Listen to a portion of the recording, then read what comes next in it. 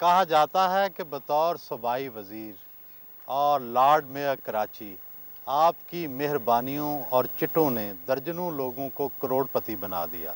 लेकिन आप अभी तक 200 गज़ के मकान में रहते हैं।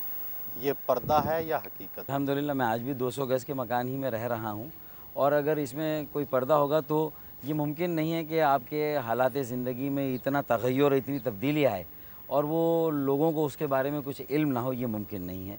तो बजा कहे जिसे दुनिया उसे बजा समझो, ज़बान ख़ल्क़ व नख़ारा खुदा समझो। बतौर एक इंसान आपको कहीं न कहीं हक़ तलफ़ी तो महसूस होती होगी कि ना आपको गवर्नर बनाया गया, ना आपको नाज़िम आला कराची के तौर पे ओहदा दिया गया।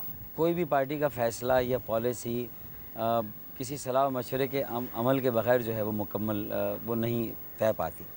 तो जब गवर्नरशिप के लिए किसी का नाम तजवीज़ करने का मसला था, तो उस वक्त भी पार्टी में कायद तहरीक अल्ताफ़ भाई ने और राब्ता कमेटी ने सलाह मशवरा किया। गवर्नर डॉक्टर इशरतुल इबाद साहब की शख्सियत को समझा, उनके काम के तरीक़ाकार को देखा, तो मैं समझता हूँ कि फिर किसी के ज़हन में ये सवाल नहीं रहा कि वहाँ कोई मेरी हक़ तलफ़ी हुई थी और मुझ पर किसी और को फ़ौक़ियत दी गई। इसी तरह नाज़िम आला के ओहदे के लिए भी बेशक मेरे पास पार्टी में किसी भी इंतज़ामी या सरकारी ओहदे के लिए सबसे ज़्यादा तजुर्बा है, क्योंकि मैं बहुत कम उम्री में मुझे लॉर्ड मेयरशिप का जो है वो पहले ही जो है वो मुझे ज़िम्मेदारी दी गई और मुझे आज़माया गया था और वो एक अच्छा दौर था जब 88 से लेकर 92 तक। आप करप्शन के इल्ज़ाम में जेल में रहे। दाल में कुछ ना कुछ काला तो ज़रूर होगा।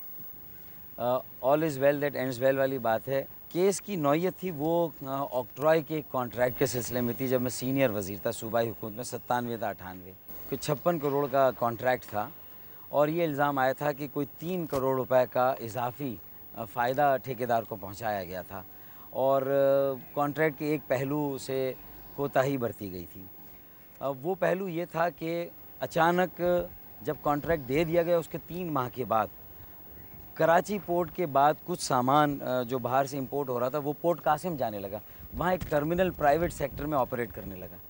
उसके नतीजे में उस कॉन्ट्रैक्टर को कुछ फ़ायदा ज़रूर पहुँचा था। लेकिन जब ये सारे मामलात सामने आए तो सुप्रीम कोर्ट ने मदाखलत की और सुप्रीम कोर्ट ने हाई कोर्ट को ये गाइड किया कि ये जो फाइनेंशियल ट्रांजैक्शन हुई है ये बहुत ट्रांसपेरेंट थी, ये तमाम कानूनी तकाज़ों के मुताबिक थी, कोई मेलाफिडी नहीं थी। तो ये बिल्कुल बहुत क्लियरली ये बात सामने आई।